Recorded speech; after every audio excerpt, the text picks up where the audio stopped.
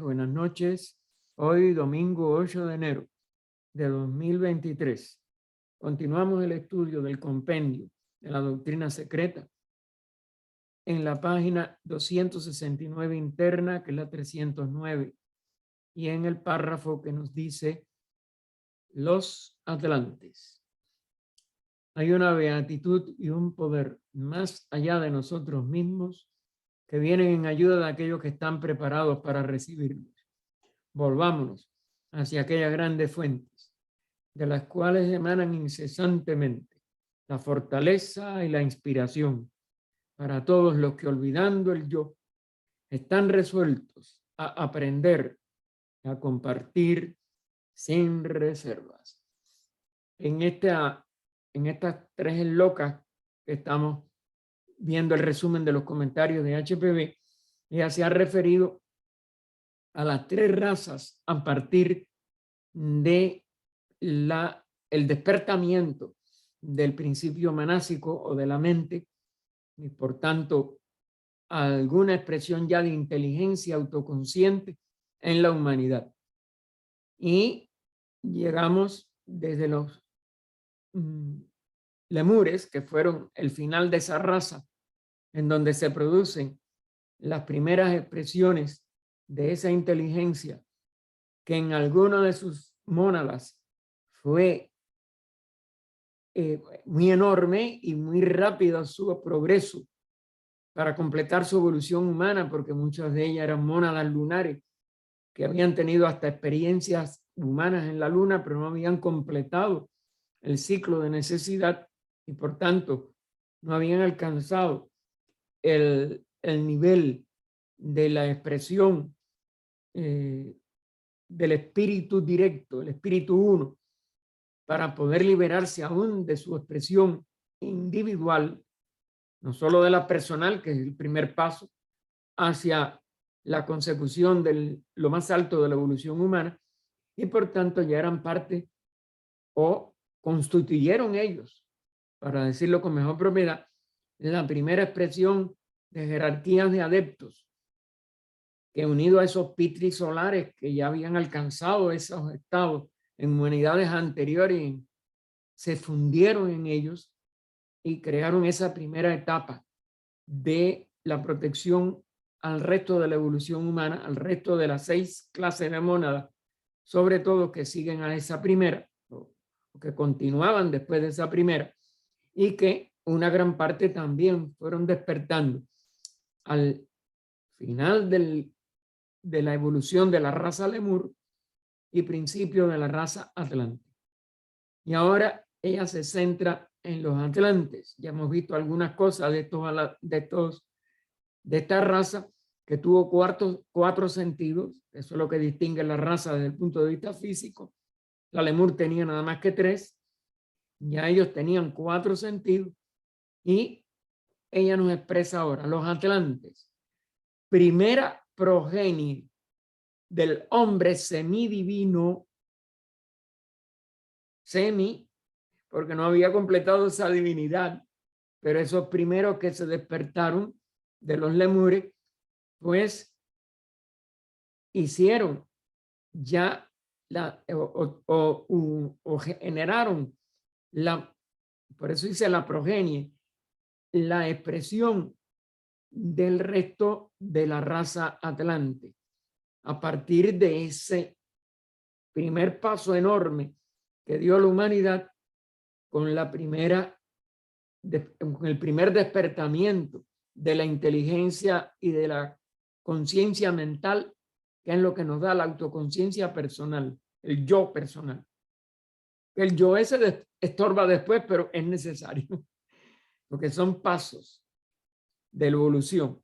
Así que los atlantes, primera progenie del hombre semi divino, mitad hombre, mitad divinidad, expresándose en esa inteligencia, después de su separación en sexos, que es el proceso en donde descienden los pitris solares, y por tanto los primeros engendrados, porque ya se empieza a engendrar como nosotros lo vemos todavía en nuestra humanidad, a través de los 2 sexos separados, y los mortales, porque perdieron su inmortalidad desde el momento en que se centran en la personalidad mortal. Por eso fíjense cuántas cosas hay implícitas en esta frase en este párrafo de HPB. Así que los primeros engendrados y los mortales que primeramente nacieron al modo humano fueron los primeros sacrificadores, entre comillas, es decir, los primeros que empezaron a adorar. Eso es lo que en la línea religiosa dogmática, un sacrificador al Dios de la materia. Es decir, la materia empezó a ser para ellos lo más preciado, o en los que perdían toda su espiritualidad, centrado su conciencia, su atención en el mundo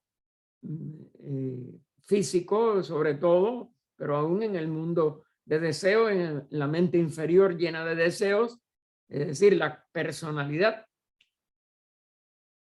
¿A qué se sacrifica? ¿A qué nos consagramos? ¿A qué seguimos nosotros, gran parte de la humanidad?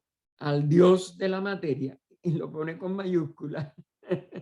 Es decir, la materia pasa a ser lo principal para ese conjunto humano. Fueron también los primeros, bueno, o sea, que representan en el oscuro y remoto pasado, porque no tenemos índices históricos ni nada de lo que fueron ese tránsito de la tercera a la cuarta raza, ni aún de la cuarta a la quinta. Nosotros nada más que tenemos unos 5.000 o 6.000 años de historia, y esto sucedió millones de años hace. Así que representan en el oscuro y remoto pasado el prototipo o arquetipo sobre el cual se construyó el gran símbolo de Caín. Es decir, esa dualidad de expresión del ser, en que uno se ve como la esencia de la espiritualidad, del espíritu, de lo positivo, de lo divino, que es Abel, en el símbolo este que ella está usando, reflejado en el Antiguo Testamento, y Caín como su oponente. Los primeros antropomorfistas que adoraron la forma y la materia. Es decir, estos no son dos seres, son dos prototipos de lo que la humanidad va, en lo que en la humanidad va a predominar. Abel, que es ese grupo primero de las mónadas más avanzadas que alcanzaron rápidamente la espiritualidad, y Caín, las mónadas que venían detrás con menos desarrollo, sin experiencia humana o con muy pocas, y que pudieron entonces nada más que centrar su atención personal en lo que tiene forma, en lo que tiene una forma. ¿Cuál es la que se adora? La que ellos mismos tenían, la forma humana. ¿Y a quién se la escriben? ¿A quién adoran pensando que tienen esa misma forma? A ese Dios o a esos dioses. El nombre no importa.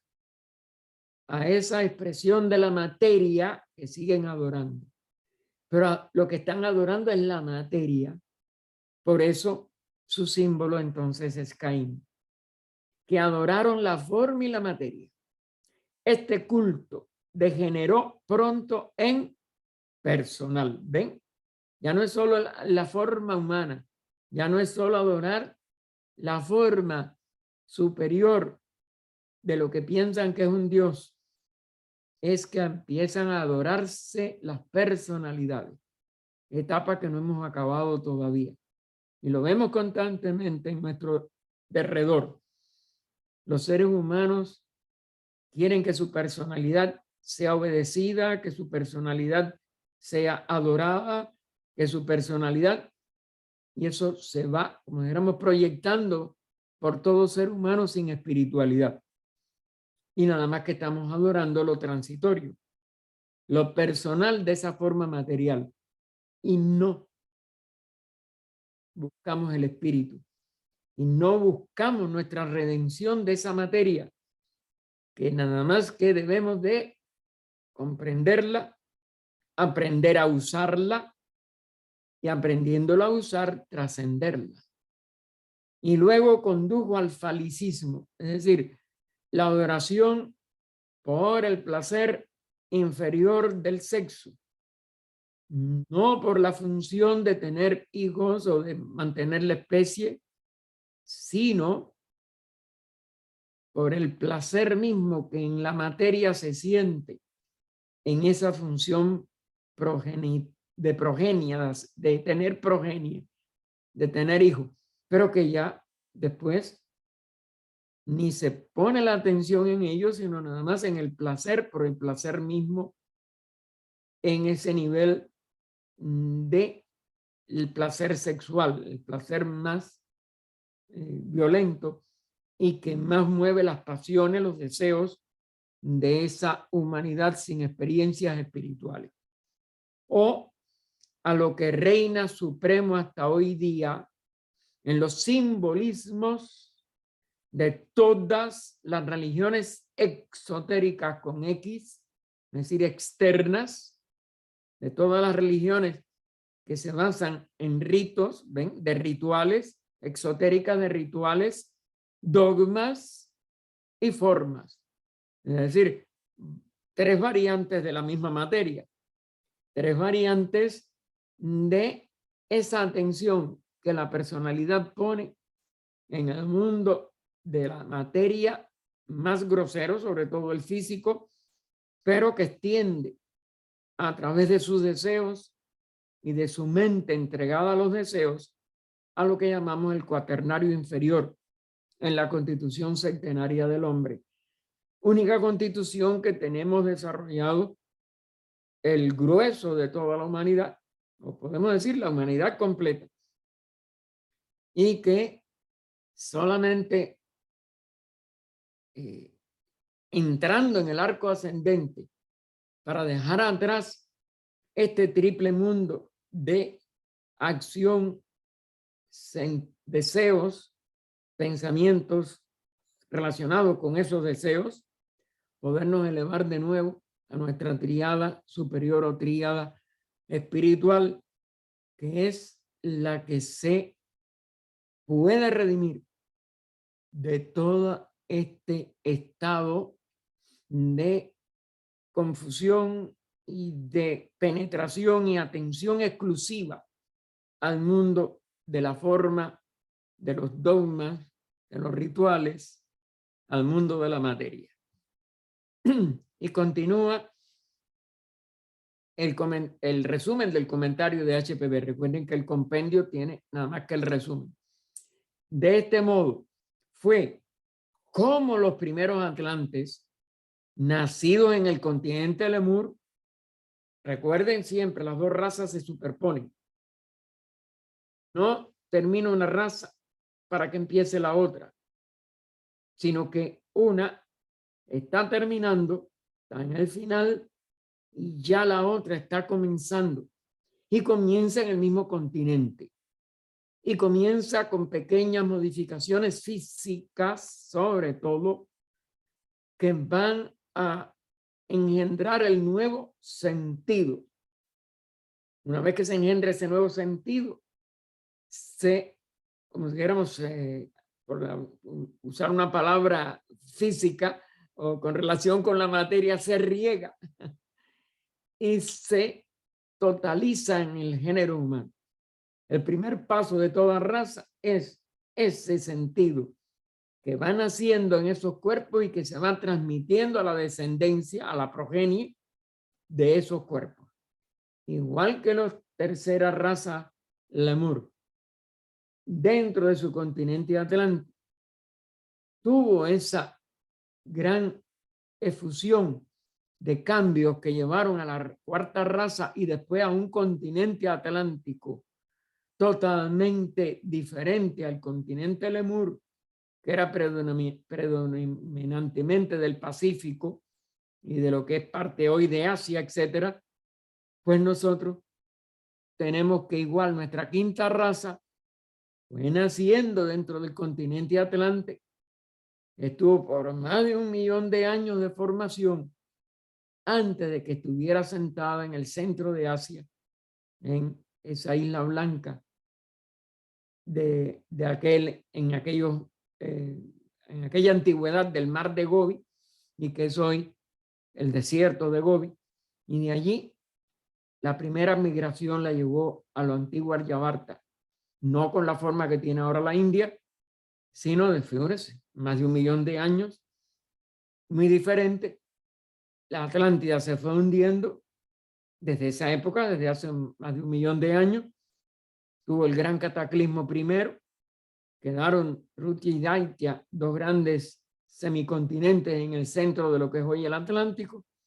Ya después esas se hundieron hace 850.000 años más o menos, y quedaron los restos de la Atlántida y sobre todo el resto dentro del Atlántico mismo de Poseidonis, que se hundió hace 12.900 y pico de años.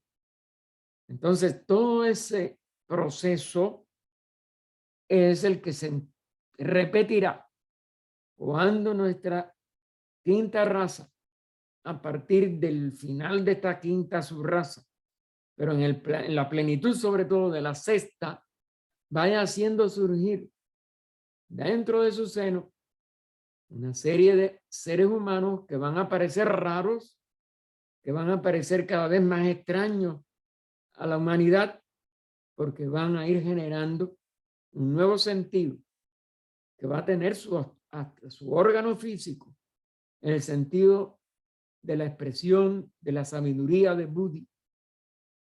Y ellos irán igual formando por cientos de miles, quizás millones de años o más, porque ninguna raza es igual a la otra, ni ninguna dificultad es igual para generar ese nuevo sentido al anterior.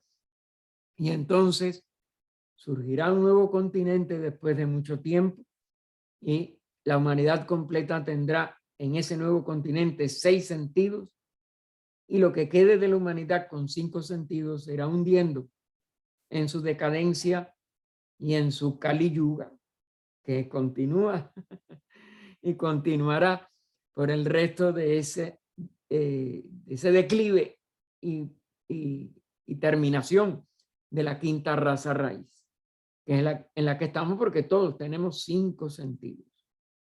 Así que entonces se separaron en ese continente Lemur los primeros atlantes, en los que adoraban al espíritu invisible de la naturaleza, la parte que se espiritualizó, por eso pudo ascender a tener un nuevo sentido, cuyo rayo siente el hombre dentro de sí mismo,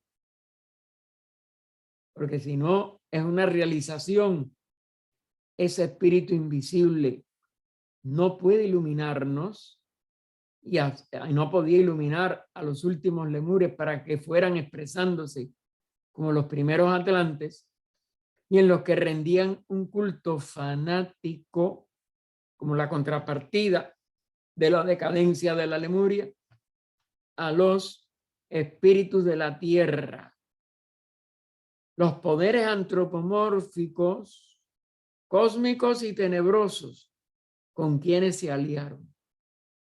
Porque era necesario, como es natural. Estaban en el ciclo de descenso, y de la Lemuria a la Atlántida tenían que densificarse mucho más que lo que ya se había densificado la Lemuria en su segunda mitad de desarrollo y decadencia, porque había todavía desarrollo, pero ya decadente, porque estaban en el arco descendente de ellos, pero también coincidía con el arco descendente a unas formas más materiales de la misma Atlántida. Por eso la Atlántida es la que más se degrada, la que más se materializa, la que más antropomorfiza los conceptos espirituales, y por ello fue que tuvo un descenso quizás prematuro, pero necesario. y por eso son los que predominan, los que se hacen fanáticos, porque es un fanatismo de los poderes antropomórficos del espíritu de la tierra, o espíritus. Es decir, lo que llamamos nosotros en lenguaje teosófico también elementales. Las fuerzas elementales tratan de llegar al reino mineral y por tanto a lo más denso de la manifestación de la materia en el espacio. Por tanto, la raza atlante, que tenía que llegar a ser la raza más densa y la raza más material, pues siguió en una mayoría ese impulso y los llevó a una división de los mismos seres humanos entre Caín y Abel, los dos símbolos, y que continuaron en pugna durante toda esa cuarta raza raíz hasta que fue surgiendo en el periodo este que les digo, de hace 1.000.000 de años y un poco más, los primeros que empezaron a expresar sus cuerpos con 5 sentidos. El nacimiento de la quinta raza que le llamamos Aria, por ser el sobrenombre de estos grandes, todavía eran gigantescos, de estos grandes hombres del Asia Central, de los antiguos judíos, que también tuvieron esas características de piel muy oscura, como predominaron en esos heraldos de la nueva raza aria. La leyenda de los ángeles caídos, en su significado esotérico, contiene la clave de las múltiples contradicciones del carácter humano. Es decir, son parte de estas huestes dianchojánicas que despertaron la mente, pero que tenían que descender a la materia y entrar dentro de la materia más densa. Ese sí era el sacrificio de ellos. Y ese es el símbolo de San Miguel, sobre todo en los arcángeles, y de otros grandes caracteres después deformados por el exoterismo, por la parte externa de las religiones dogmáticas, pero son los que posibilitaron que la humanidad completara también su inteligencia. Recuerden que una tercera parte de esos ángeles, entre comillas, es decir, de esos pitris, de esos solares, se negaron a descender en los cuerpos tan toscos de la Lemuria y lo tuvieron que cumplir en los Atlantes. Y tuvieron que descender, igual que hicieron los que obedecieron en la primera etapa de la Lemuria y dieron a la primera clase de mónadas humanas el inmenso impulso que le pudieron dar.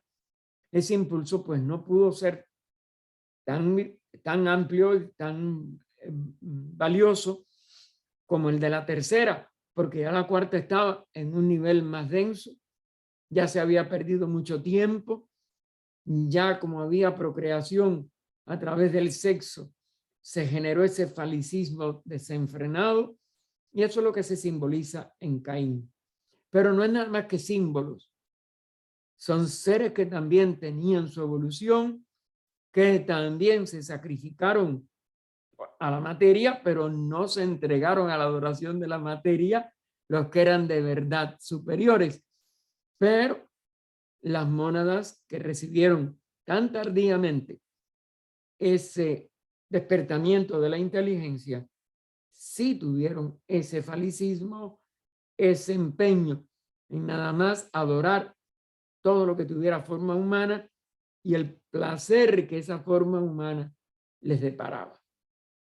La comprensión exacta de la antropogénesis esotérica, fíjense que ella explicó la diferencia entre lo exotérico anterior y esta antropogénesis esotérica, que tiene una serie de comprensiones de la ley, aparte de este hecho de la tercera parte de estos ángeles que se negaron a descender y que ahora se les simboliza sobre todo en leyendas que son exotéricas con X, de ángeles caídos. Ellos no se cayeron, ellos no fueron condenados a ningún infierno, no hay ninguna expulsión de Adán y Eva de ningún verdadero paraíso.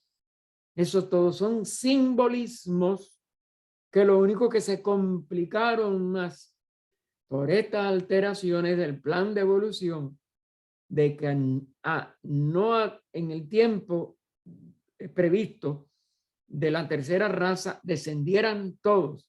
Al descender después de tiempo, una tercera parte al menos, pues provocaron estas contradicciones. Pero en cierto aspecto, la materialidad de nuestra cuarta ronda, la materialidad de nuestra cuarta encarnación del logos planetario, etcétera, hace que todo lo material tenía que pesar enormemente y es imposible que todos a la vez pudieran vencer y pudieran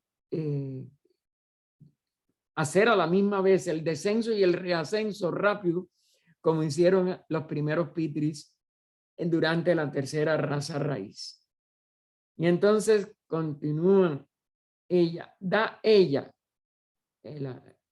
antropogénesis esotérica, si la comprendiéramos totalmente y exactamente, esa comprensión y esa antropogénesis esotérica da la clave de la cuestión debatida del origen del mal, que es uno de los grandes desafíos para el que estudia lo esotérico, porque el origen del mal no se puede comprender si no hay una capacidad ya superior de espiritualidad y de saltar totalmente por encima y más allá de los velos alegóricos, pseudohistóricos y literales de las escrituras, como el Antiguo Testamento, como muchos de los Puranas, etcétera. Todo eso con el velo exotérico no nos da la comprensión total. Es que la podamos penetrar en lo esotérico. Y recuerden, lo esotérico no es intelectual. Lo esotérico no puede transmitirse por el medio de la palabra hablada ni escrita. Lo esotérico tiene que ser autorrealizado en nuestro más profundo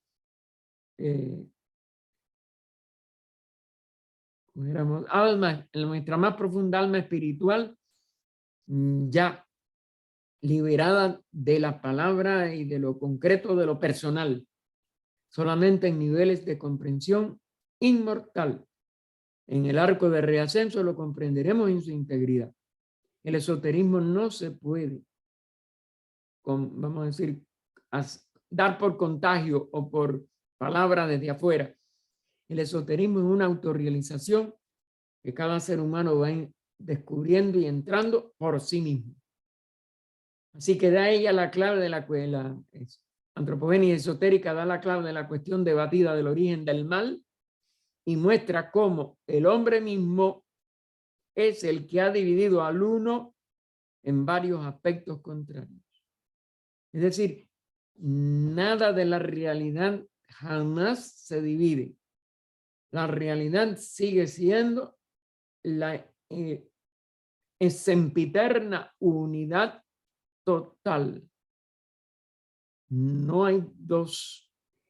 Pero el ser humano que no ha entrado en lo esotérico, mientras no entre en lo esotérico, esa incompatibilidad de poder unir su personalidad, que es una expresión parcial inmortal de su propia alma inmortal le impide, porque ese proceso es nuestro mismo y nosotros mismos, cada una de nuestras personalidades, divide esa unidad, divide esa realidad una en varios aspectos contrarios. Y todos nosotros lo sentimos.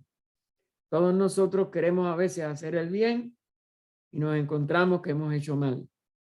Queremos hablar lo bueno y nos sorprendemos hablando lo malo. Queremos ser totalmente ¿cómo éramos? Inmunes a las tendencias materiales y nos encontramos esclavizados al placer, la materia, la memoria de los placeres pasados, el ansia o búsqueda del placer presente o futuro. Y eso nada más que lo podemos resolver dentro de nosotros mismos. Esos aspectos contrarios, nada más que puede resolverlo el mismo ser humano, logrando a través de la atención plena, a través del autodescubrimiento de sí mismo, del autoconocimiento de sí mismo, es decir, cumpliendo el célebre aforismo del templo de Delfo: hombre, conócete a ti mismo. Tenemos que conocernos nosotros mismos para que cesen nosotros mismos estas expresiones de aspectos contrarios en nosotros, que aún grandes discípulos de los seres como fue Jesucristo, aún San Pablo lo tiene en sus epístolas. Aquel mal que quiero hacer no hago, y el mal que no quiero hacer es el que hago. Esa lucha está en todos nosotros. Y ha estado en todos los testimonios de todos los seres que nos han precedido en la obtención o en la búsqueda al menos de la santidad, de la espiritualidad, del adectado, el nombre no importa que le den. Y todos ellos han tenido que resolver esa lucha, dándose cuenta que son aspectos contrarios de esta misma unidad que no logramos reconciliar y que no hay ningún mal afuera de nosotros. El único mal que hay es que no nos conocemos a nosotros mismos y somos víctimas propiciatorias de nuestras propias contradicciones, de nuestros propios aspectos contrarios, y que solamente dentro de nosotros y cada uno de nosotros tiene que resolver esa aparente dualidad, descubriendo nuestra inherente unidad. Y la unidad, por tanto, del todo, porque cada ser humano no es nada más que un reflejo de esa unidad superior, de esa unidad total, de ese uno total. Luego, lo que llamamos en el Oriente y en las escrituras de la India antigua, el Maya, que hace aparecer el universo como diverso, pero es lo uno que aparece como diverso, nada más que lo puede volver a reintegrar en esa unidad la conciencia de uno mismo. El cesar de volcarnos hacia afuera y aprender a permanecer en nuestra unidad total. O a tener otra vez conciencia o regresar a la conciencia de nuestra unidad, que es la unidad total. No hay dos. Los aspectos contrarios son una proyección mental de nosotros mismos.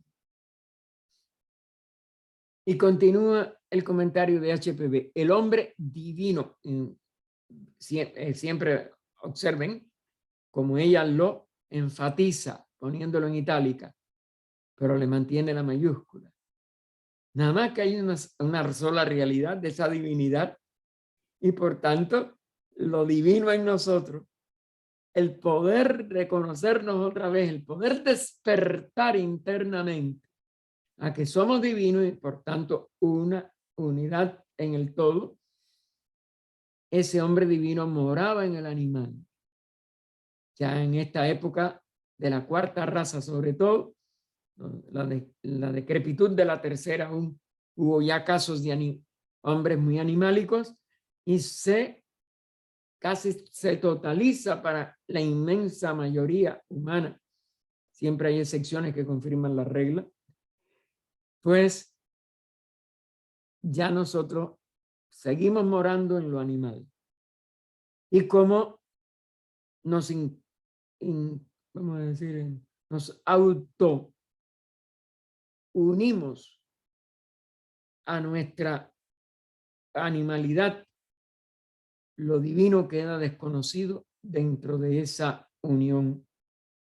Y creemos que nada más que somos animales. Creemos que nada más que somos materiales. Adoramos la materia, adoramos el placer en la materia. Y ese sigue siendo nuestro gran reto, nuestro gran desafío.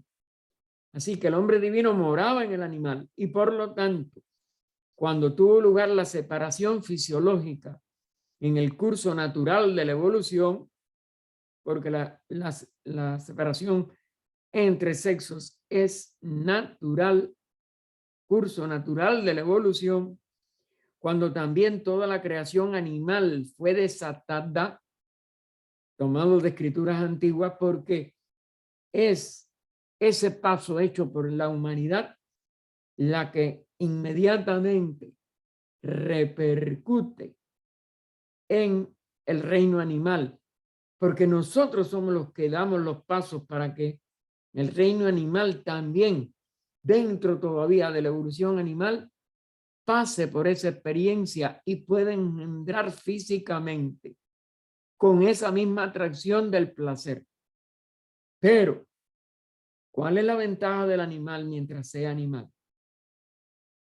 Que no has desarrollado la individualidad, por tanto no tiene una personalidad con un sentido de yo, sino que nada más que el animal sigue el impulso del instinto. Y vemos que la diferencia, el animal, cuando llega la época del celo, de su especie, de su etapa de procreación, el sexo es todopoderoso para ese animal. Pero como no lo refuerza con la mente que divide, una vez que pasa la época de celo y que ya su hembra tiene la cría, sigue la ley natural y el animal no está elucubrando cómo obtener cada día un nuevo placer. Así que cuando también toda la creación animal fue desatada, por eso también fíjense el énfasis en itálica, y los machos fueron atraídos hacia las hembras, animales también, aquella raza cayó, la humana. ¿Por qué? Porque ya tenía personalidad. Y es donde cae, esa sí es una caída de engendrar con animales hembras, como cae en el Antiguo Testamento y en otras escrituras. Y entonces, no porque hubiesen comido del fruto del conocimiento y conociesen el bien y el mal, estaban en ese camino los seres humanos, empezándolo, pero no lo habían comido completo y el animal mucho menos, sino porque no sabían nada mejor. Es decir, no supieron nada mejor que el placer y la búsqueda de ese placer que en el ser humano que ya despertó la inteligencia, se hizo vicioso, se hizo totalmente irrefrenable y es parte de lo que todavía tiene que hacer la humanidad. No es la mojigatería la que va a solucionar el problema del sexo. No es el libertinaje el que va a solucionar el problema del sexo. Es la comprensión superior del conocimiento de la misión del alma humana en su arco de reascenso, el que le puede hacer desvanecer todos sus deseos, toda su esclavitud, todo su libertinaje o toda su mojigatería de que parece, ¿cómo se llama? Muy puro y muy esto y lo otro, y nada más que es una pura represión de esos impulsos, y entonces los puede transmutar en el ansia espiritual que lo lleve a la consumación de la evolución humana. Continúa ella el comentario: impulsados esa humanidad todavía sin saber lo que es el bien y el mal en un sentido superior o conocimiento con mayúscula, como puso ella en la frase anterior, impulsados por el instinto creador sin sexo. Las primeras subrazas habían desarrollado una raza intermedia en la que, como se ha indicado en las estancias de los Dian Chohan, perdón, como se ha indicado en las estancias, los Dian Chohan superiores habían encarnado. Es decir, estos grandes seres que comenzaron la guía de la humanidad como fraternidad de adeptos, se encarnaron directamente, eran pitris, eran Dian Chohan, eran señores de sabiduría, y encarnan, descienden también, pero no como caída en la ignorancia, sino como función guiadora. Si no, la humanidad estaría mucho peor de lo que está en estos momentos. Y entonces ella cita entre comillas: cuando hayamos averiguado la extensión del universo y sepamos todo lo que hay en él, multiplicaremos nuestra raza. Es decir, era coronar esa sabiduría o conocimiento con mayúscula y poder entonces hacer funciones de guía de la humanidad. Y eso fue, como ella pone ahora entre guiones, contestaron los hijos de la voluntad y del yoga. Recuerden que estos son los nombres de los primeros adeptos de nuestra humanidad en plena tercera raza. Los otros eran hijos de un tipo de yoga inconsciente, se unían pero no conscientemente. Y entonces, pero estos pitris ya autorrealizados como nuestros primeros adeptos fueron los que dieron esta respuesta que está entre comillas: cuando hayamos averiguado la extensión del universo, todavía tenían mucho que aprender, y sepamos todo lo que hay en él, multiplicaremos nuestra raza. Es decir, la fraternidad de adeptos seguiría aumentando y creciendo. Eso fue lo que contestaron estos primeros hijos de la voluntad y del yoga a sus hermanos de la misma raza, que les invitaban a hacer lo que ellos. Esto significa que los grandes adeptos y ascetas iniciados se multiplicarán, pero entre comillas, no una procreación física, sino ya la procreación, la progenie espiritual mística. De ahí surgieron las enseñanzas esotéricas que hoy recibimos a partir de HPV y de los maestros de sabiduría en las cartas a Cine y en otras fuentes. Esa nueva reexposición de estas verdades esotéricas que ellos expusieron por primera vez durante la primera etapa de la raza atlante. Esto es, producirán otra vez hijos inmaculados, no son hijos del deseo y de la materia, nacidos de la mente. Pero fíjense, eso será en la séptima raza raíz. Es decir, que todavía ese esplendor de nuestra humanidad actual, nada más que se alcanzará en plenitud, se podrán iniciar todos ellos como verdaderos expresiones de pureza total, de inmaculada manifestación sin contacto con el deseo inferior, y van a nacer exclusivamente de la mente. Es decir, serán creados por Kriya Shakti, el poder creador mental.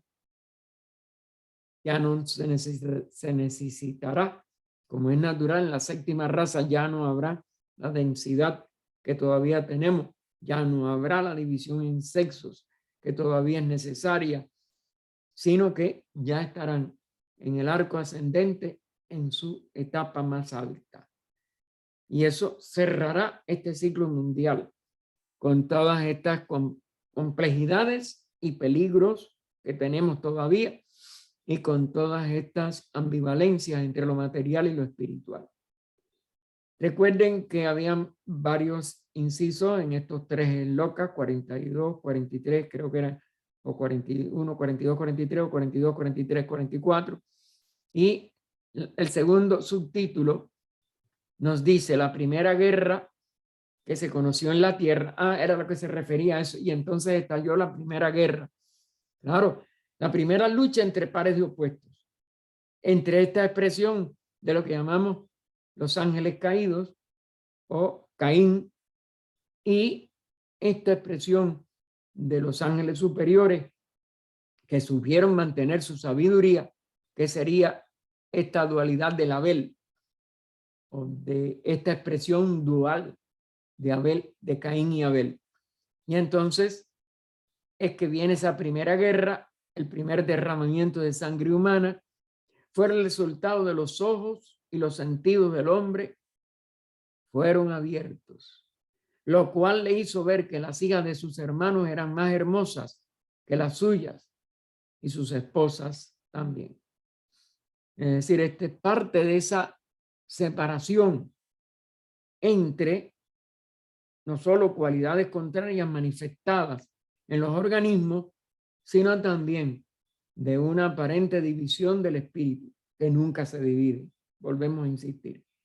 Es lo que marca el predominio del Maya sobre la tierra. Y por tanto, de esta imposibilidad de mantener la unidad que hoy vemos todavía en el mundo. Y aunque todo eso irá disminuyendo, aunque el arco de reascenso nos irá haciendo cada vez más sutiles y menos guerreros y menos polarizados y más armónicos para la reunión de la etapa final de nuestra raza y de las razas que siguen, sexta, séptima, sobre todo la séptima, que ven en que ya todo será a través de Kriya Shakti, de la mente, pues esta etapa transitoria sigue siendo, por tanto, de parecida dificultad a la enorme y más grande dificultad, no es igual, es menos, pero todavía en una gradación poco convincente para nosotros de lo que fue la cuarta raza raíz. Y ahora ella llega a un subtítulo que está en la obra completa, mucho más amplio que aquí, donde nos dice o nos pregunta, ¿son los gigantes una ficción? Dice, como no estamos en situación de exponer una historia completa, no solo en situación, es que la humanidad todavía no lo puede usar correctamente ni entenderlo. Una historia completa y detallada de la tercera y cuarta razas, de las cuales se han dado en esta obra y mucho más en este compendio, nada más que pinceladas y los sentidos generales de ambas razas, porque son las que nos explican nuestra dificultad, nuestras guerras actuales, nuestra incapacidad de unión entre los seres humanos, a pesar de que, por ejemplo, muchos hacemos una profesión de fraternidad universal, sin distinción ni separación de nada ni de nadie, y somos incapaces de mantenerlo en el día a día, en la vida práctica. Y entonces ella nos da aquí las bases de por qué eso sigue siendo así, pero no puede darnos todo. Y entonces, como eso no se puede hacer, tenemos que reunir ahora tantos hechos aislados referente a ellas, es decir, a las dos razas, la tercera y la cuarta, como nos es permitido. Referencia de que HPB nada más que pudo publicar lo que se le llegó a permitir para esta obra, como anteriormente, porque esta obra es la segunda, hecha 11 años después de la primera o publicada 11 años después de la primera. La primera se publicó en el 77, que es Isis sin velo, pero no tenía tampoco autoridad para dar toda una serie de leyes. Se expusieron entonces indirectamente una serie de comparaciones entre lo antiguo y lo moderno, entre lo que precedió a la Edad Media con su oscurantismo, las grandes civilizaciones del pasado, y el despertar que había en el siglo XIX, pero donde la materia parecía que iba a ahogar toda espiritualidad. Pero Isis sin velo, que es el nombre de esa primera obra publicada en 1877, aunque Olcott explica en su reseña de cómo él ayudó a ella para el inglés, que ella no tenía un dominio total del inglés, cómo él le ayudó y cómo él se percataba de que ella no era la que escribía siempre y que distintos maestros, no uno solo, no el de ella exclusivamente, que él después lo llegó a conocer, pues primero en cuerpo mayábico, pero o mayavirrupa, o como un cuerpo nimanacáyico, pero después físicamente el día que le dejó su turbante como prueba de que había estado con él, pues esta obra no pudo llegar a mucho. Y por eso, 11 años después se publica esta segunda obra, pero no se permitió todo, no era posible ni es posible. Es más, yo creo que nunca se publicará. Cada uno de nosotros tiene que ir haciendo el resto por desarrollo interno, por sí mismo, porque es conocernos a nosotros mismos. Aquí tenemos las leyes. Se esbozaron esas leyes en Isis, las leyes del esoterismo, y se le dieron, como ella dijo, a través de una clave que está en Isis, que es la rueda de Ezequiel, del 4º tomo, el capítulo donde está esa rueda de Ezequiel. Se le dieron 7 vueltas en esto, ella explica en el proemio. Y entonces, eso es lo que se permite. Lo demás, a mi entender, va a ser siempre interno. Y cada ser lo tiene que hacer según cambie su vida, sus principios, y seguir por los principios y la vida una del verdadero esoterismo. Cuando los vestidos de piel, símbolo de los cuerpos físicos de los hombres, se hicieron más densos y ellos cayeron más y más en el pecado físico, ese es el descenso total de la cuarta raza atlante, la relación entre el hombre físico y el divino hombre etéreo se interrumpió. Gaspar, Sí, diga. permítame que le interrumpa un momentico. Diga. Ahí pusieron en el chat una pregunta, creo que fue Isabel. Después la respondo. Recuerde que yo Bueno, no puedo ok. porque si no Disculpe por interrumpimos la interrumpir. grabación. Yo después la veo con mucho gusto. Gracias, Víctor. La relación entre el hombre físico y el divino hombre etéreo se interrumpió. Es decir, primero casi que, como si dijéramos totalmente, el ser humano de la tercera raza, aunque fue desarrollando la mente, no perdió totalmente las facultades de unión con su yo superior o ese divino hombre. Fíjense cómo ella lo enfatiza, divino hombre. Pero ya en la cuarta, ese velo era tupido y se hizo total casi, porque no solo la tercera visión que tenía el ser humano, que no era un ojo como el de Polifemo en la frente, sino que era lo que es hoy la glándula pineal, que estaba en la superficie de la piel, fuera del hueso, del occipital, es decir, estaba atrás, reléanlo, lo hemos dado aún en el compendio. Ese tercer ojo se perdió. No era una visión física, era la visión que permitía al hombre físico, a un lemur, aún ya con huesos, aún ya en su primera etapa de división de sexos, en conexión con la parte superior espiritual del ser humano, lo divino. Pero eso se interrumpe al final de la tercera raza y ya, sobre todo, en la cuarta. El velo de materia entre los dos planos, al cerrarse esa conexión que hoy es la glándula pineal, se hizo demasiado denso para que pudiera ser penetrado hasta por el hombre interno. Es decir, que es un abismo que existe entre nosotros como personalidades y aún ese hombre interno que tampoco puede descender por la densidad de la materia y su incapacidad para dominarla mientras no la domine primero, porque ahí hay que ir en el arco de reascenso de abajo arriba, el hombre material, el hombre personal. Es la personalidad la que tiene que restablecer. La perdió el divino hombre según fue su expresión densificándose en el nivel físico.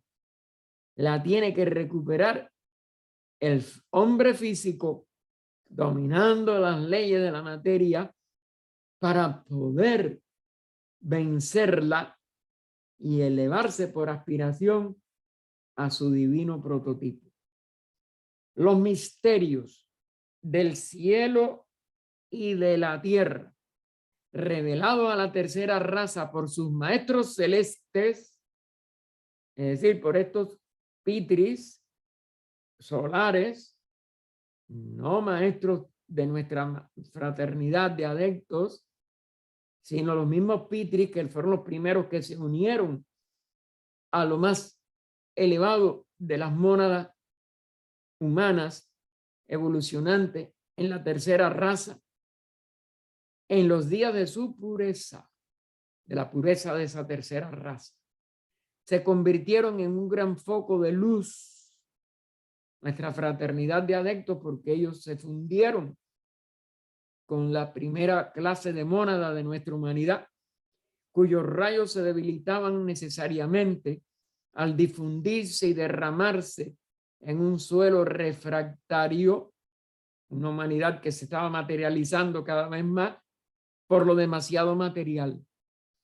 Y por eso es que la humanidad ahora tiene que aprender a usar esta materia correcta y espiritualmente para poder salir hacia arriba, para poder volver a levantar el vuelo hacia la unidad de la vida. Entre las masas, esos fueron los primeros misterios, como es natural, entre las masas esos misterios degeneraron en hechicería, en la cuarta raza, y tomaron más tarde la forma de religiones exotéricas, nuestras religiones dogmáticas de todo el planeta, desde la India, que tuvo su esoterismo también, pero ya está totalmente barrido de la superficie y de la humanidad corriente. También son rituales de adoración y más nada.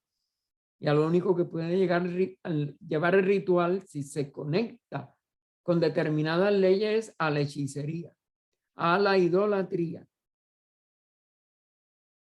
Y esa idolatría llena de supersticiones, como las vemos a nuestro alrededor, que es lo que tenemos que hacer como teósofos, tratar de que las personas despierten a las leyes y dejen de tener superstición por miedo, por esto, por lo otro, y del culto al hombre o al héroe que sigue en nuestra civilización actual.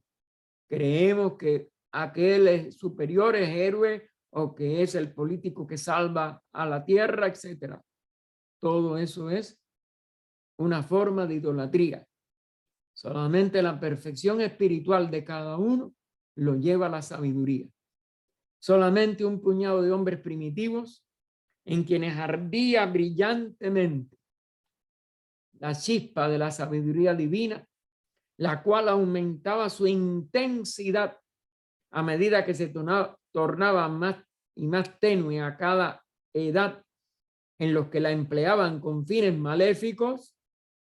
Por eso la fraternidad nunca la ha empleado con fines maléficos. Fue la cuarta raza. Permanecieron como custodios electos de los misterios revelados a la humanidad por los maestros divinos. Y siguen siendo esos custodios. Siguen siendo los inspiradores de nuestra enseñanza teosófica.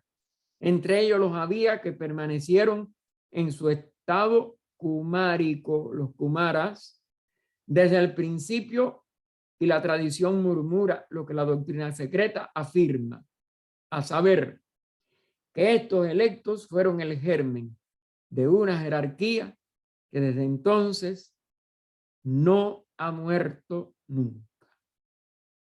Los comentarios de ellos lo haremos en la próxima semana porque ya estamos en la hora. Es 2:70.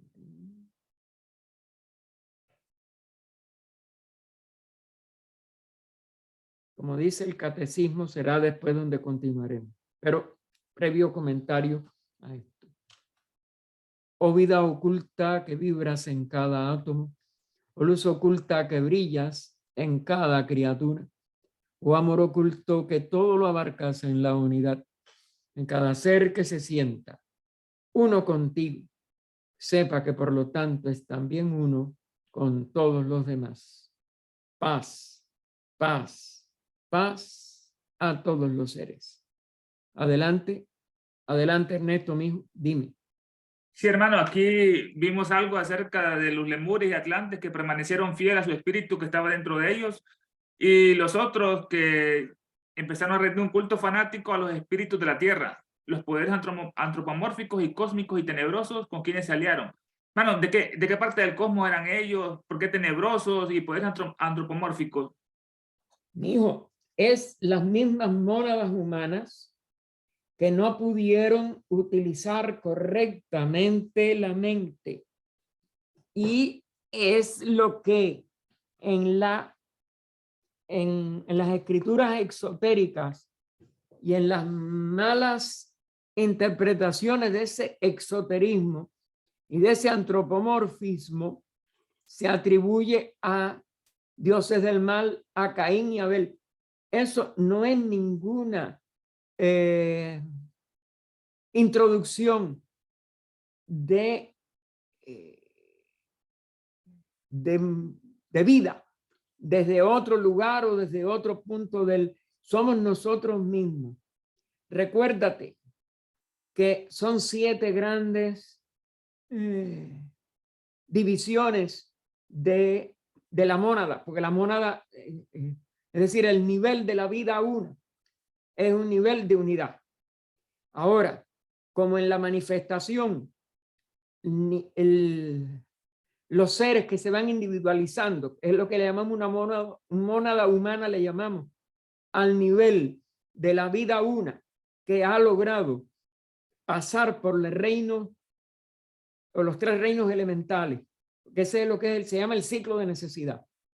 Los 3 reinos elementales: reino mineral, reino vegetal, reino animal, y se individualiza cuando hace que su expresión de vida no sean la de los 2 primeros aspectos logoicos que se manifiestan, que van en orden inferior, en inverso a como nosotros como dijéramos, los enumeramos. Hay primer logo, segundo logo, tercer logo. Lo primero que se manifiesta a través del espacio es el tercer logo. En el inicio de la manifestación hay que volver a cosmogénesis. Para eso no podemos hacer pero repásalo porque tú tienes, y tú has estado aquí en la época de cosmogénesis. Y ese tercer logos se va, como dijéramos, va activándose como segundo logos para que ese espacio que empieza a diferenciarse puede expresar la vida. Claro que eso es al unísono, pero tenemos que explicarlo en orden porque nuestras palabras y las mentes no dan para otra cosa. Y entonces eso es lo que va descendiendo, esos dos aspectos del logo entrelazados van descendiendo como primer reino, segundo y tercer reino elemental.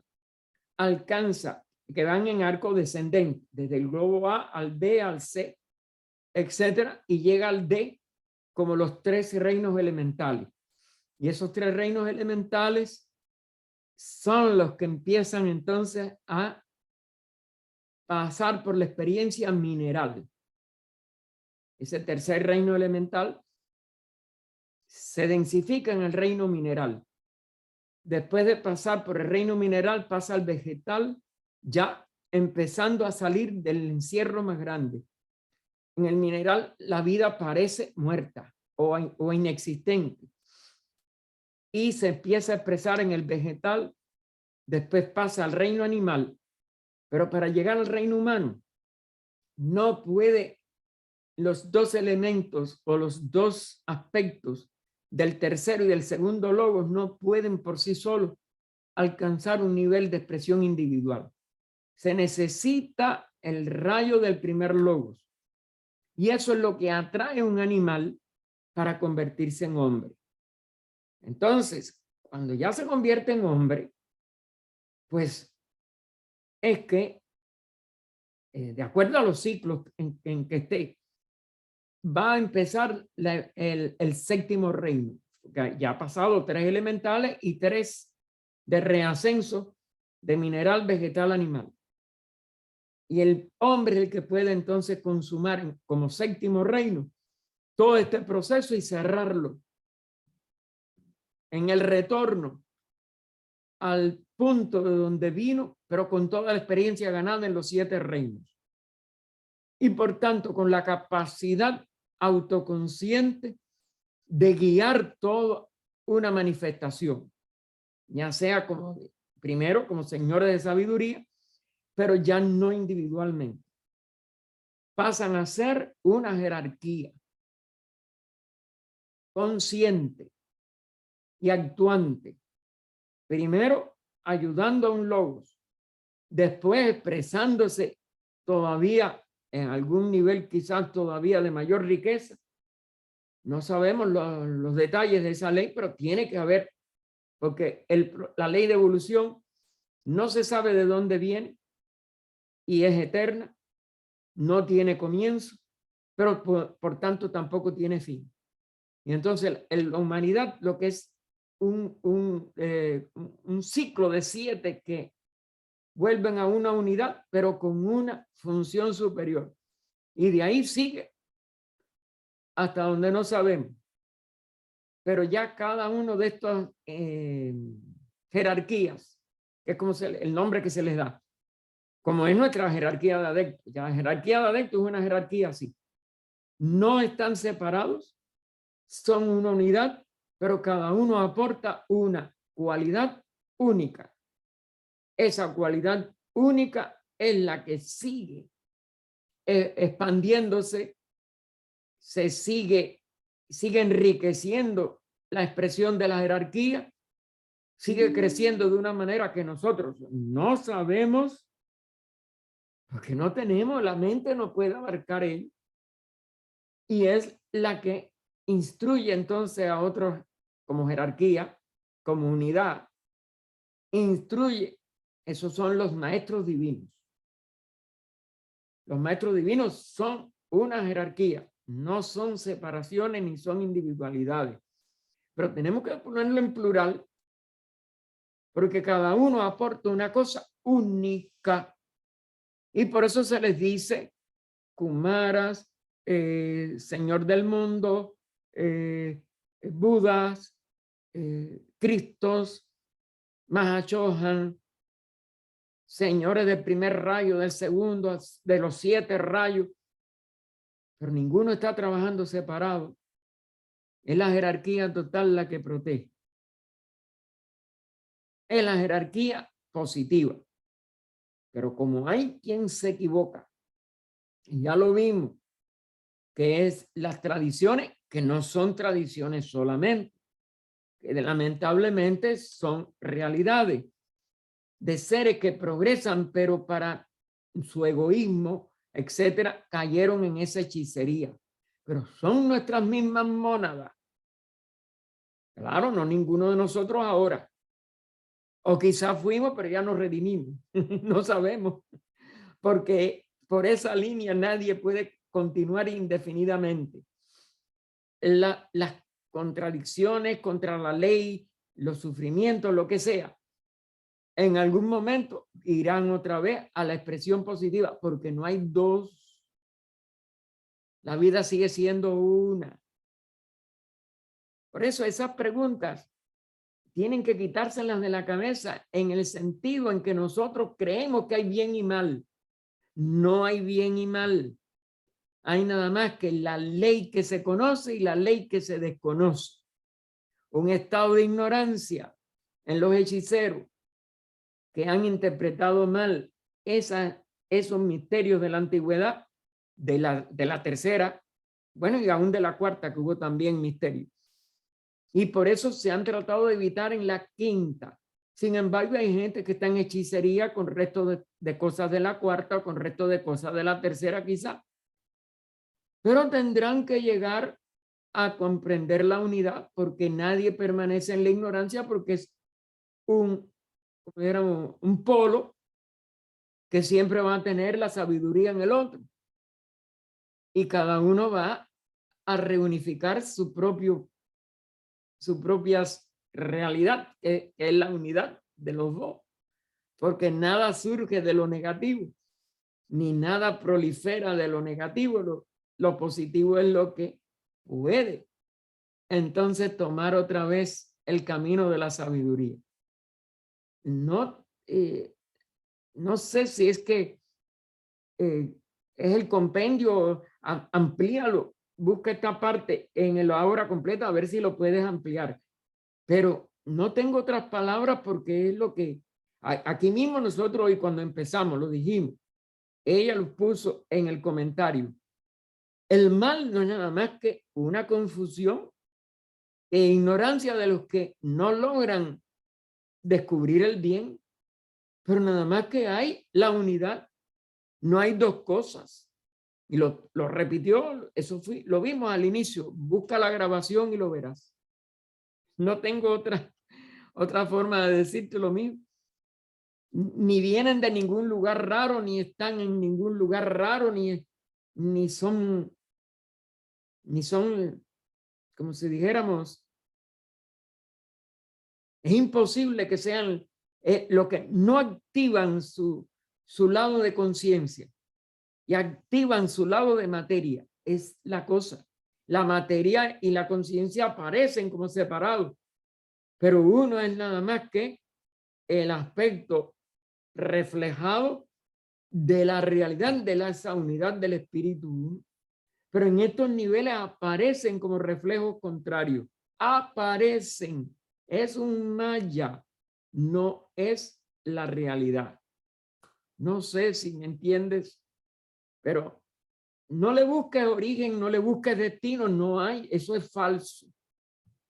Es una incompleta manifestación de ellos mismos.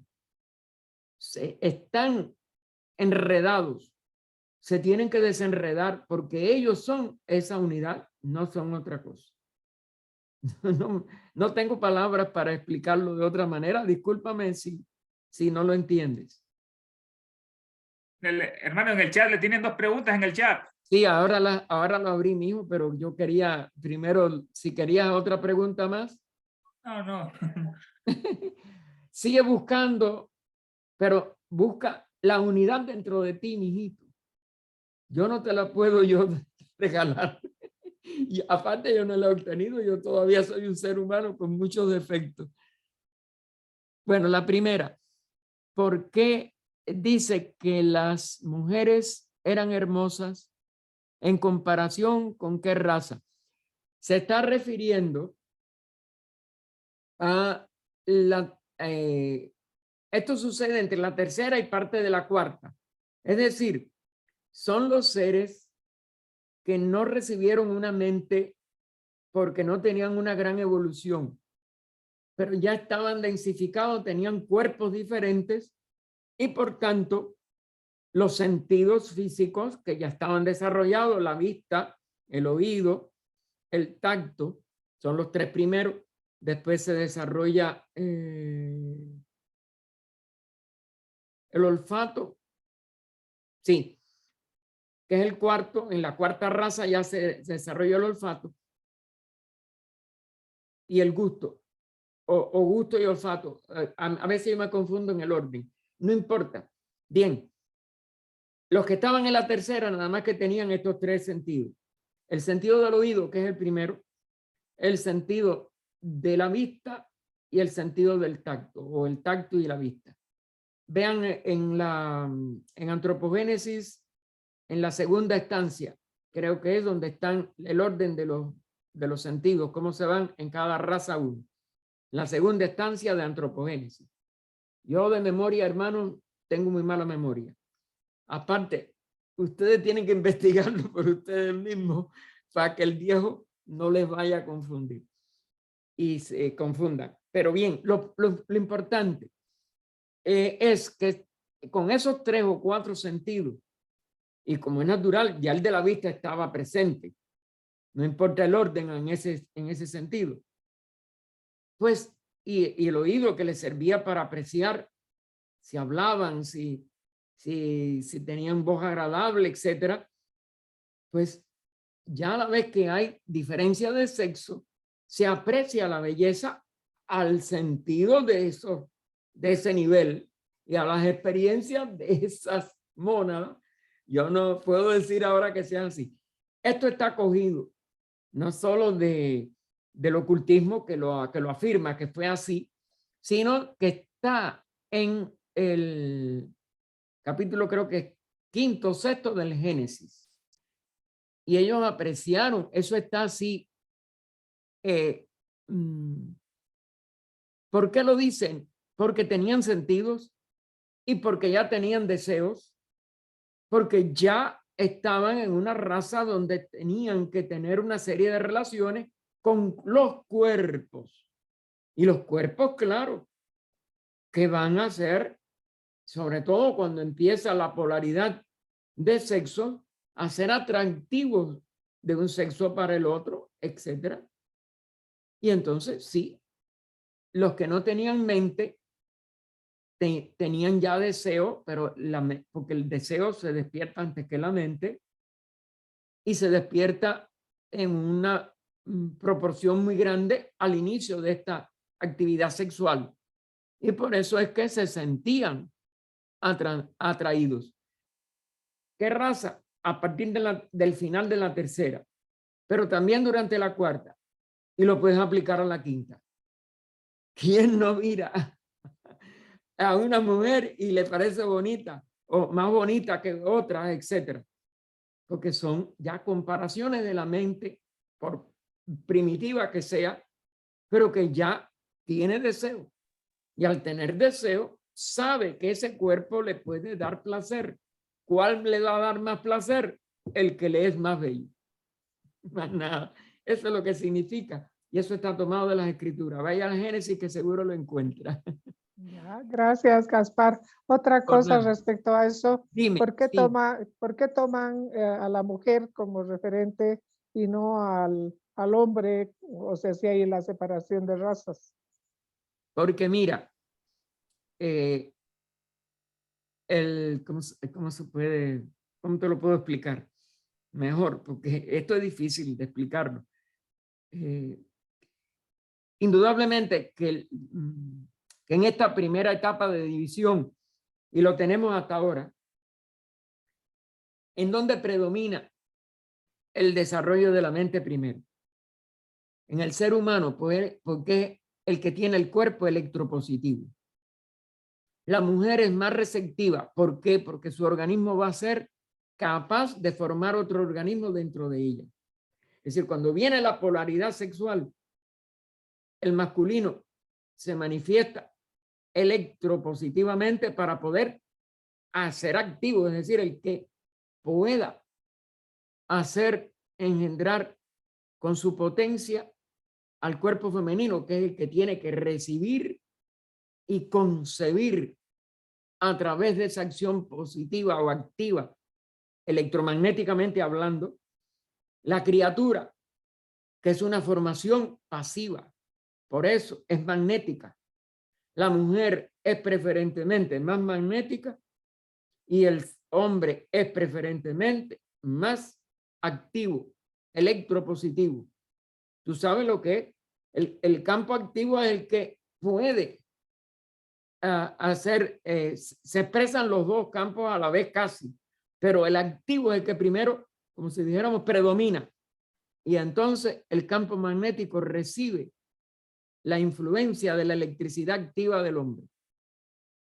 ¿Me entiendes ahora el sentido de lo que yo veo en eso?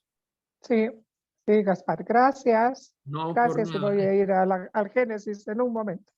Ok, eso, síguelo estudiando. Y lo que no es, me puedes escribir si no estamos ya ¿cómo se llama? Durante la semana a mi Ya, dirección. Gaspar, gracias. Y con gusto nosotros seguimos la explicación o lo que podamos ayudarte.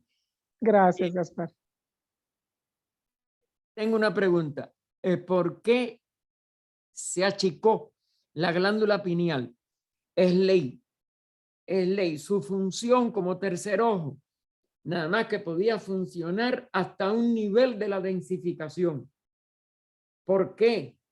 Porque si no se pierde el contacto entre lo psíquico-espiritual, lo espiritual ya se había ido reduciendo, según la raza va en la tercera ronda ya, pero sobre todo en esta cuarta ronda, que repite muchas de las condiciones de la primera, segunda y tercera ronda, en la primera, segunda y mitad de la primera, tercera raza.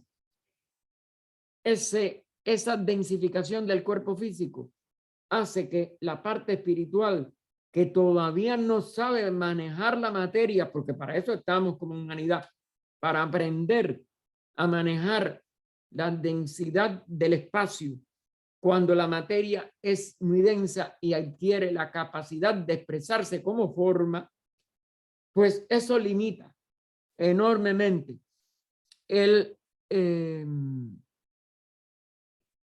esa capacidad del espíritu para expresarse en un espacio que le ofrece resistencia. Es decir, según aumenta la densidad de la materia y la expresión de sus formas se hacen más impenetrables, el espíritu no puede, porque no sabe manejar ese espacio tan densificado.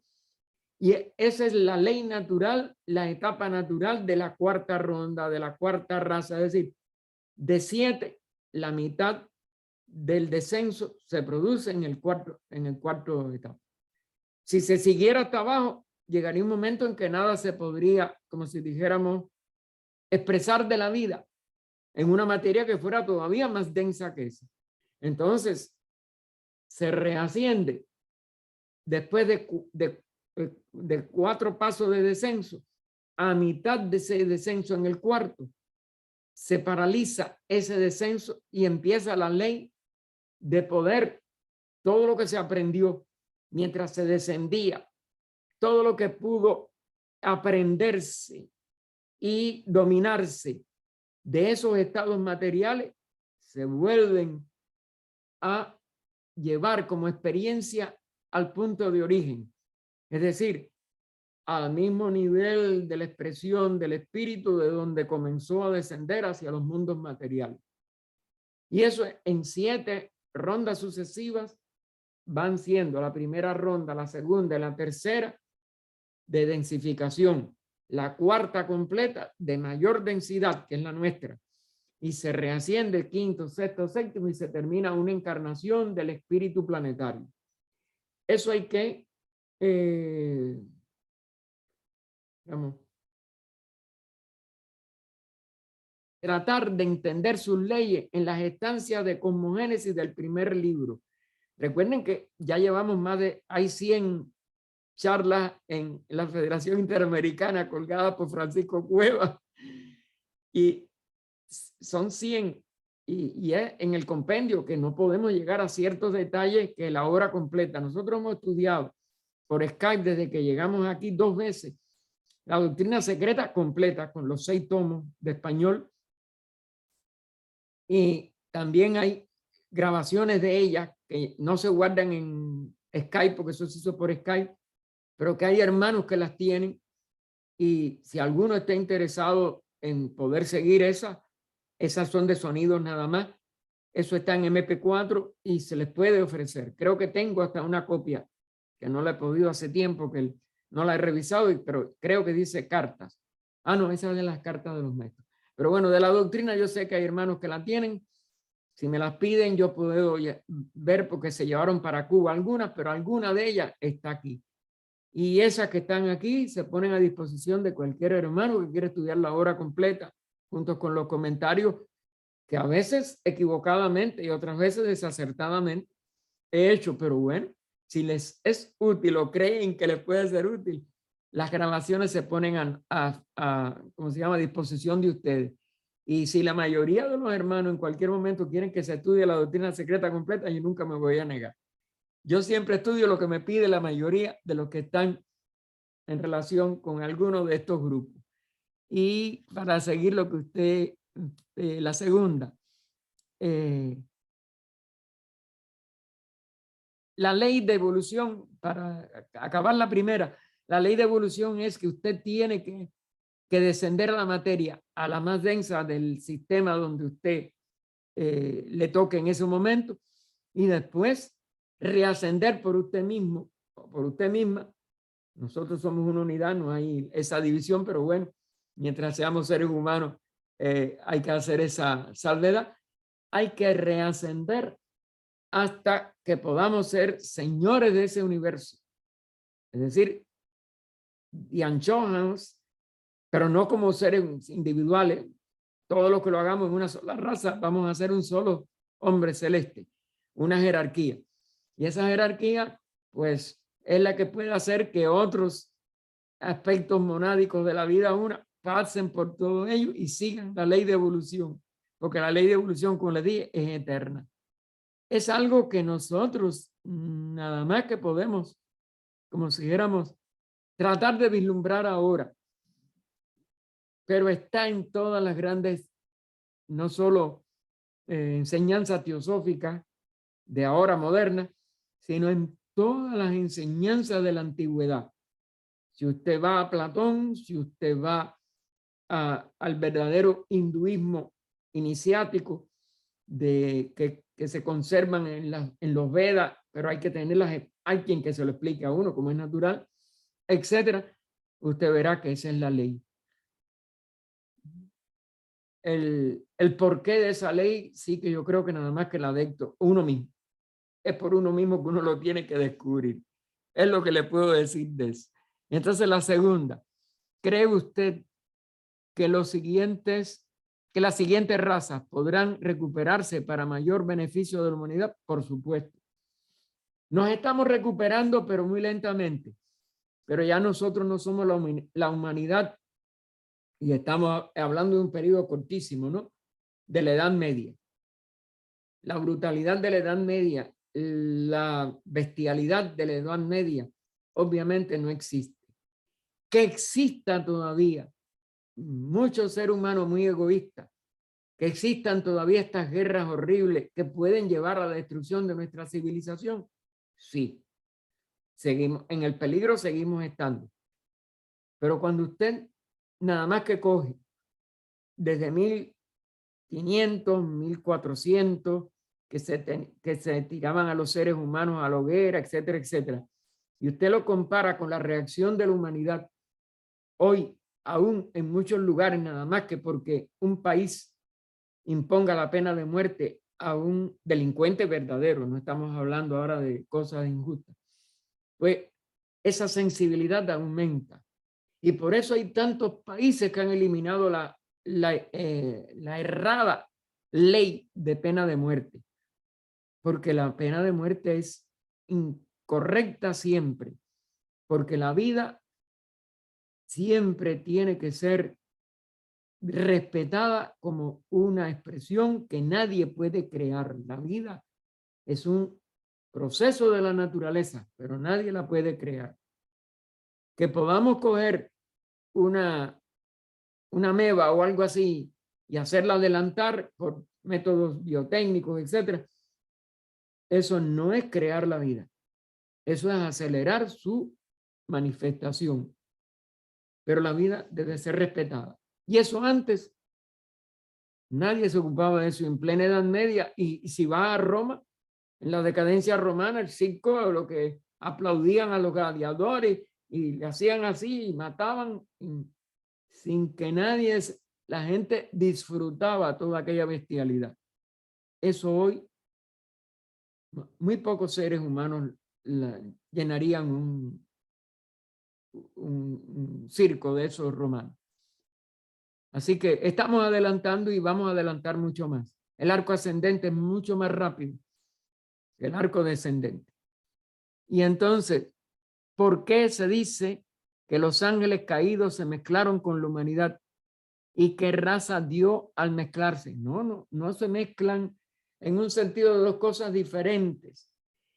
Es que aparecen estos grandes expresiones del espíritu uno y de la vida una, descienden a la materia y aparecen con nuestras multiplicidades. No, nunca la vida se divide. Esta es una de las apariencias del Maya, de la manifestación. Nosotros seguimos siendo la unidad de la vida. Ellos siguen siendo la unidad de la vida. Ellos no se mezclan. Ellos cumplen una función de jerarquía que despierta una etapa que la humanidad por sí misma no podía despertar. Es decir, es la ley del impulso hacia lo alto, del impulso hacia la evolución. Y es una realidad que todos nosotros somos una unidad. Estos seres lo sabían y voluntariamente descendieron a dar un impulso, a despertar en nosotros expresiones de conciencia que nosotros mismos no podíamos hacer. Ellos no son ángeles caídos, ellos son jerarquías que descienden a dar un impulso al resto de la humanidad. Que algunos de ellos se fundieron con mónadas humanas, ese es uno de los misterios que está en esta obra, que se le preguntó a HPV y está en las transacciones de la Logia de Londres, y ella dio una respuesta enigmática, porque es que la unidad no puede ser comprendida como diversidad jamás. Ella dijo, no se fundieron, brillaron más brillantemente. Claro que ellos son esa unidad y lograron que alguna de las mónadas humanas pudieran brillar igual y entonces el brillo es una sola. Se reconoce como una sola porque nunca han sido dos. Aparecían como dos, aparecieron como multitudes, aparecieron como seres humanos, pero seguían siendo la vida una. Ese es uno de los misterios que la mente, vuelvo a insistir, jamás podrá descubrir. Tenemos que seguir atentos, tenemos que seguir investigando, tenemos que seguir penetrando en nosotros mismos hasta que nosotros nos descubramos como esa unidad. Y entonces todos los seres y todas las criaturas desaparecerán para nosotros como multiplicidad y estaremos en la total realidad de una vida que lo abarca todo. Sí, nos recuerda la hermana, porque no hay más las manos levantadas, la hermana Lucila, que es la OTS en México, que hace todos los domingos como última actividad, a la que la hermana Teresa casi siempre nos honra con que es su madrugada, y sin embargo ella participa para ayudar con fuerza mental a los que están enfermos, a los que están sufriendo. Y eso se hace a las 6 de la tarde, hora de México, que es aquí en una hora más, no, en 55 minutos más, son 3:05 aquí. Digo, en 3 horas más, perdón. No, aquí es una hora más, perdón. Oigan, cuando uno ve la hora, son 6, porque México tiene 2 más que nosotros. Y entonces por Zoom, ella pone ahí a los que quieran o nunca hayan asistido antes y quieran hacerlo. Hoy ahí está toda la clave y todo eso, no quiero decirla. Y desde un cuarto de hora antes, es decir, en 40 minutos por ahí, se abre ese salón, como se le dice, de Zoom, y pueden ustedes también cooperar a disminuir el sufrimiento por enfermedad que hay hoy en el mundo. Le damos las gracias a todos, hermanos. Vamos a terminar la grabación.